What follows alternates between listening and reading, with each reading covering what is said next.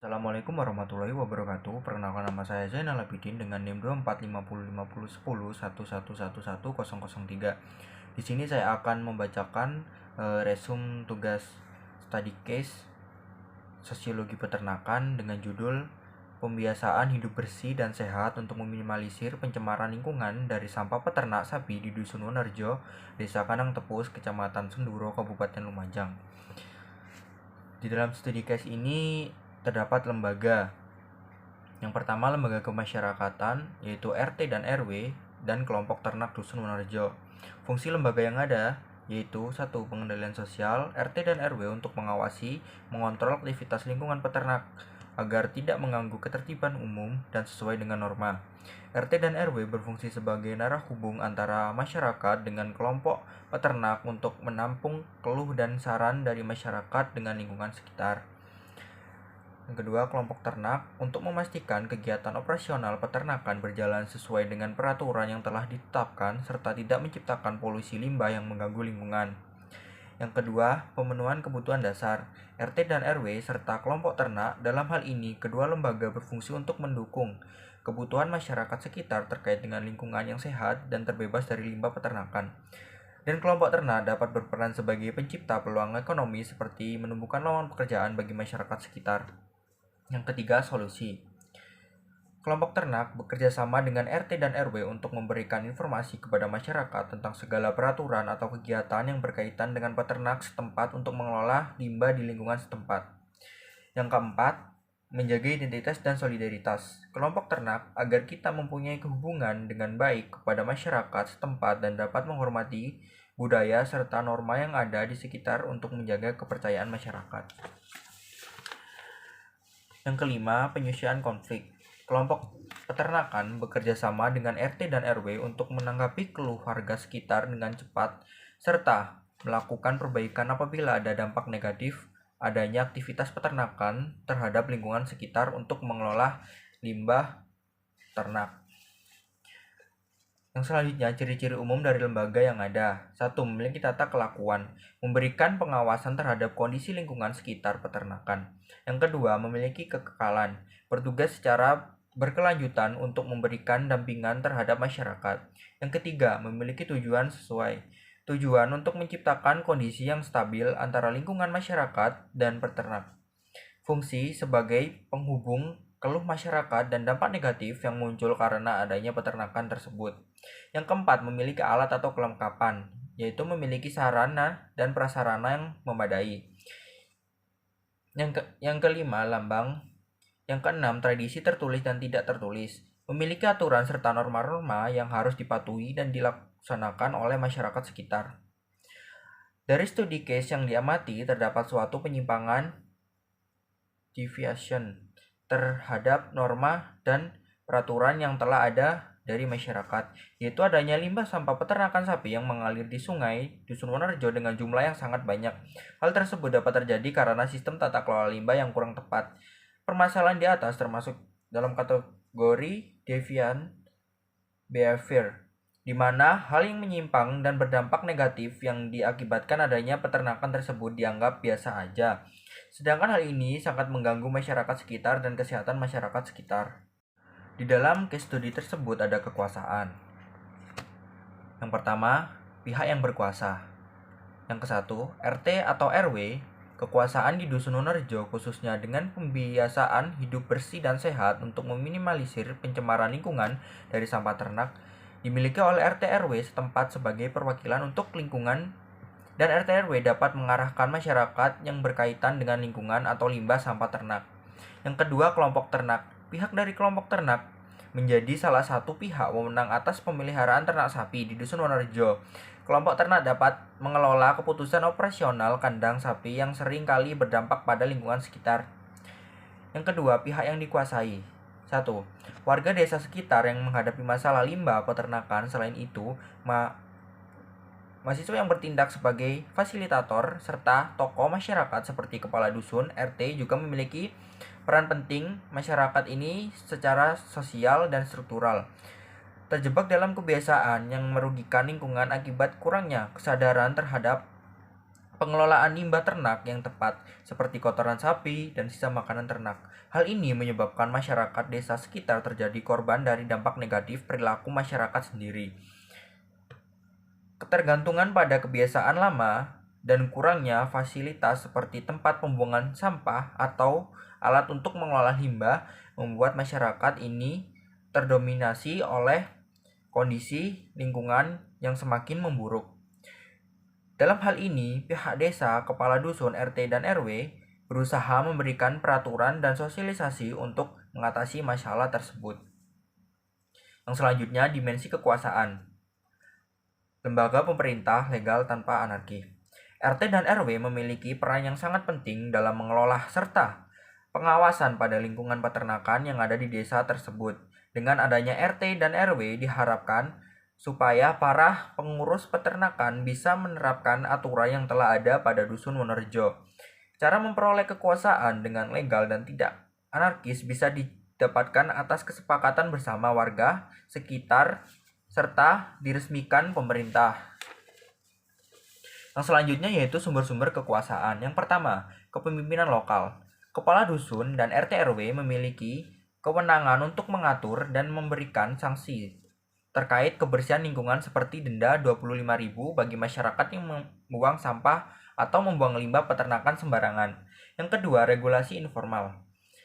Surat edaran dari kepala desa yang melarang pembuangan kotoran sapi dan sisa makanan sebagaimana menjadi salah satu cara untuk menegakkan aturan lingkungan. Yang selanjutnya ada saluran kekuasaan. Yang pertama, formal. Kepala dusun dan RT RW mengeluarkan peraturan dan mendapatkan denda untuk membuat warga yang membuang sampah sembarangan. Yang kedua, informal. Pemimpin masyarakat lokal seperti kelompok ternak mengambil peran kepemimpinan dalam penyuluhan dan aksi komunitas untuk perilaku hidup bersih dan sehat. Yang selanjutnya, eksternal. Peran fasilitator mahasiswa yang menghubungkan warga dengan tim ahli dan menyelenggarakan Focus Group Discussion atau FGD untuk membangun kesadaran. Yang selanjutnya ada unsur-unsur kekuasaan politik dan ekonomi. Yang pertama, ekonomi. Sebagai besar masyarakat desa Kandang Tepus bergantung pada peternak sapi perah sebagai sumber penghasil utama. Dengan 80% penduduk memiliki penghasilan tetap dari susu sapi. Yang selanjutnya, masalah ekonomi mencakup tingginya biaya pembuatan biogas yang menghalangi pemanfaatan limbah ternak untuk energi alternatif. Yang selanjutnya, unsur politik. Yang pertama, kepala dusun dan RT RW setempat memiliki peran penting dalam membuat kebijakan lokal seperti larangan membuang limbah ternak sembarangan dan memberikan sanksi denda sebesar Rp25.000 bagi pelanggar. Selanjutnya, adanya keterlibatan pemerintah desa dalam memfasilitasi penyuluhan dan penguatan kesadaran masyarakat tentang kebersihan lingkungan. Yang selanjutnya ada cara mempertahankan kekuasaan. Yang pertama, membangun kesadaran masyarakat. Memberikan edukasi tentang dampak buruk dari perilaku tertentu seperti pembuangan limbah sembarangan melalui penyuluhan atau diskusi kelompok. Yang selanjutnya, menggunakan media visual atau demonstrasi untuk memperkuat pesan perubahan. Yang selanjutnya, yang nomor 2, menegakkan aturan sosial. Penerapan denda pelanggaran aturan, misalnya pembuangan limbah sembarangan, sebagai upaya mempertahankan disiplin dan menciptakan tekanan sosial untuk mematuhi peraturan. Yang ketiga, mengorganisasi komunitas. Memberikan kelompok kerja untuk memantau dan membersihkan lingkungan secara rutin. Yang selanjutnya ada bentuk-bentuk wewenang. Yang pertama, eksekutif. Kepala dusun serta RT RW memiliki wewenang untuk melarang warga membuang sampah dan limbah kotoran sapi sembarangan, khususnya ke selokan. Yang kedua ada legislatif, yaitu tidak ada. Yang selanjutnya teknis. Limbah sapi seperti kotoran dan sisa makanan seringkali dibuang ke selokan yang menyebabkan pencemaran air, bau tak sedap, dan resiko banjir. Yang selanjutnya di dalam study case saya ada regulasi dan kebijakan. Yang pertama, kebijakan utama dalam sektor peternakan di Indonesia. 1. Pengelolaan limbah dan pencemaran lingkungan. Masalah utama adalah pembuangan limbah kotoran sapi dan sisa makanan ternak yang sering dibuang di selokan menyebabkan pencemaran lingkungan, banjir, dan bau tidak sedap. Solusi yang diusulkan termasuk edukasi masyarakat melalui penyuluhan tentang pentingnya kebersihan lingkungan dan bahaya pembuangan limbah ternak sembarangan. Yang kedua, pemanfaatan limbah untuk biogas. Limbah kotoran sapi memiliki potensi untuk diolah menjadi biogas, tapi hambatan utama adalah mahalnya biaya peralatan. Yang ketiga, peraturan dan sanksi. Pemerintah, desa, dan tokoh masyarakat seperti kepala desa atau kepala dusun dan ketua RT RW mengeluarkan larangan dan memberikan sanksi berupa denda sebesar 25.000 kepada warga yang membuang sampah ternak sembarangan. Yang keempat, peningkatan kesadaran melalui pendampingan. Pendekatan berbasis komunitas dilakukan termasuk pelibatan mahasiswa sebagai fasilitator untuk meningkatkan kesadaran melalui diskusi kelompok FGD, pertemuan warga, dan edukasi perilaku hidup bersih dan sehat atau PHBS. Yang kelima, peningkatan fasilitas. Identifikasi perlunya sarana dan prasarana seperti tempat pembuangan khusus untuk limbah ternak yang dapat membantu masyarakat mempraktikkan pengelolaan limbah dengan baik. Yang selanjutnya ada kendala yang dihadapi peternak dalam layanan birokrasi. Yang pertama, kurangnya fasilitas penunjang. Tidak adanya tempat pembuangan khusus untuk kotoran sapi dan sisa makanan ternak menjadi salah satu masalah utama. Hal ini menyebabkan banyak peternak membuang limbah ternak di selokan, yang berujung pada pencemaran lingkungan dan risiko banjir. Yang kedua, kurangnya kesadaran masyarakat. Masyarakat belum mempunyai kesadaran yang cukup mengenai bahaya membuang kotoran sapi dan sisa makanan sembarangan. Meskipun ada surat edaran dari kepala desa, tindakan tersebut masih sering dilakukan. Yang ketiga, minimnya edukasi dan penyuluhan. Masalah kebersihan lingkungan belum mendapatkan perhatian yang khusus atau serius. Penyuluhan terkait pentingnya perilaku hidup bersih dan sehat atau PHBS baru dilakukan setelah ada pendampingan oleh mahasiswa dan tokoh masyarakat. Yang keempat, biaya pengelolaan limbah yang tinggi. Alternatif pengelolaan seperti biogas sulit diimplementasikan karena alatnya memerlukan biaya yang tinggi. Sebagian besar peternak tidak mampu mengakses teknologi ini. Yang kelima, budaya dan kebiasaan. Perilaku membuang sampah sembarangan sudah mengakar sebagai kebiasaan masyarakat sehingga sulit untuk diubah tanpa pendekatan yang lebih intensif dan berkelanjutan. Yang keenam, tidak ada sanksi tegas yang efektif. Walaupun ada ancaman denda, implementasinya kurang efektif karena pengawasan yang tidak konsisten. Yang selanjutnya ada analisis regulasi dan birokrasi. Yang pertama, regulasi yang ada. A. Pemerintah desa melalui kepala dusun dan ketua RT RW mengeluarkan kebijakan berupa larangan membuang limbah sapi dan sisa makanan ternak sembarangan, termasuk menerapkan denda sebesar 25.000 untuk pelanggaran. Yang B. Adanya surat edaran yang dikeluarkan oleh kepala desa mengenai larangan pembuangan limbah ternak di lokasi yang tidak semestinya. Yang kedua, birokrasi dan pengelolaan limbah. Yang A. Tidak ada fasilitas khusus untuk pengelolaan limbah ternak seperti tempat pembuangan limbah atau pengelolaan biogas. Yang B. Kurang koordinasi antara masyarakat, tokoh, dan otoritas pemerintah dalam menangani pencemaran. Yang ketiga, permasalahan dalam implementasi regulasi dan birokrasi. Yang A. Kesadaran masyarakat, kesadaran warga terhadap bahaya membuang limbah sembarangan masih rendah karena dianggap kebiasaan yang normal. Yang B. Keterbatasan anggaran. Mahalnya biaya instalasi alat pengelolaan limbah seperti biogas menghambat upaya untuk peningkatan kesadaran melalui fasilitas yang memadai. Yang C. Budaya dan kebiasaan lama. Masalah perilaku membuang limbah sembarangan telah mengakar dalam budaya masyarakat, sehingga sulit diubah hanya dengan regulasi. Yang selanjutnya, dukungan yang ada dalam birokrasi. Kolaborasi antara masyarakat, pemerintah lokal, dan pihak eksternal dapat menjadi strategi dalam menangani isu akibat limbah ternak. Yang selanjutnya, hambatan. Jika proses birokrasi untuk melaporkan masalah pencemaran limbah terlalu rumit, para peternak mungkin enggan melaporkannya. Selanjutnya ada peran instansi pemerintah dalam meningkatkan kualitas pelayanan publik kepada peternak. Yang pertama, edukasi dan penyuluhan. Pemerintah mendukung penyuluhan tentang perilaku hidup bersih dan sehat (PHBS) serta pengurangan risiko bencana. Hal ini bertujuan untuk meningkatkan kesadaran masyarakat, khususnya peternak, tentang pentingnya menjaga kebersihan lingkungan dan meminimalisir dampak limbah ternak yang mencemari. Yang kedua, pemberian larangan dan regulasi.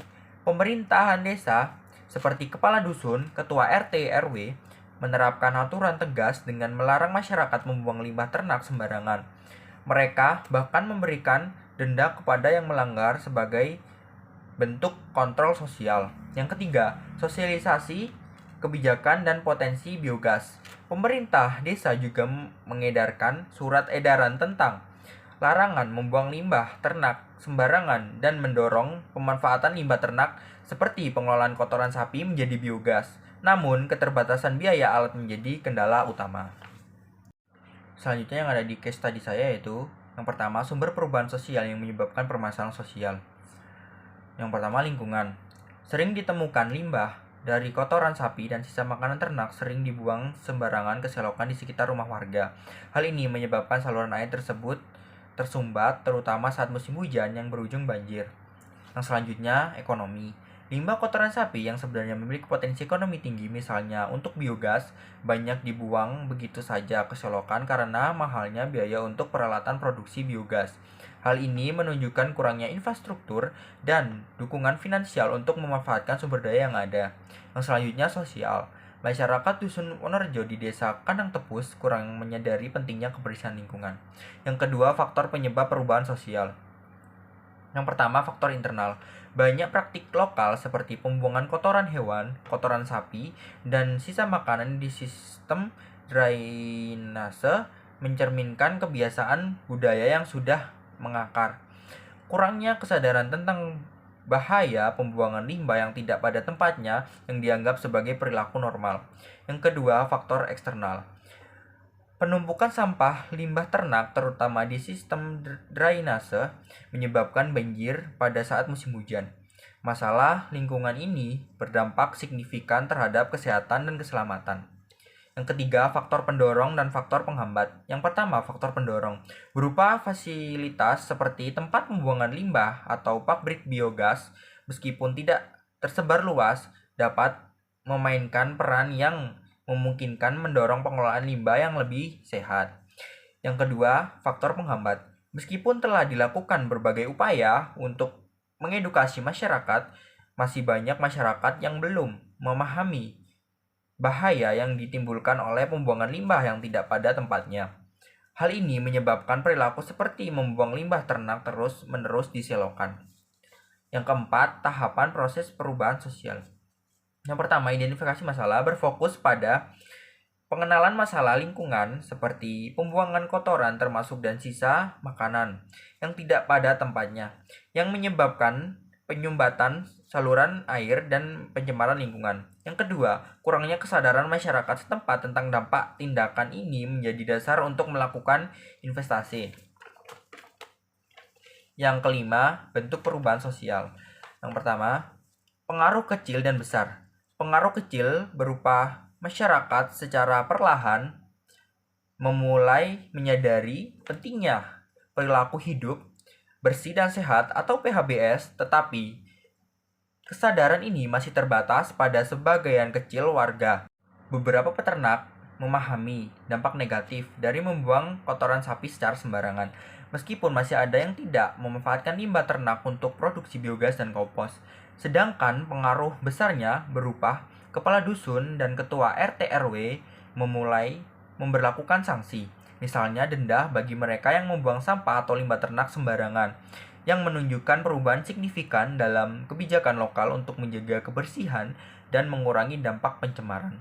Yang kedua, pengaruh yang dikehendaki, intended change, berkaitan dengan peningkatan kesadaran masyarakat Desa Kandang Tepus mengenai pentingnya hidup bersih dan sehat serta mengelola sampah limbah ternak sapi. Tujuannya untuk pertumbuhan sosial yang dikehendaki adalah untuk mengurangi pencemaran lingkungan yang disebabkan oleh kebiasaan membuang kotoran sapi dan sampah ternak sembarangan.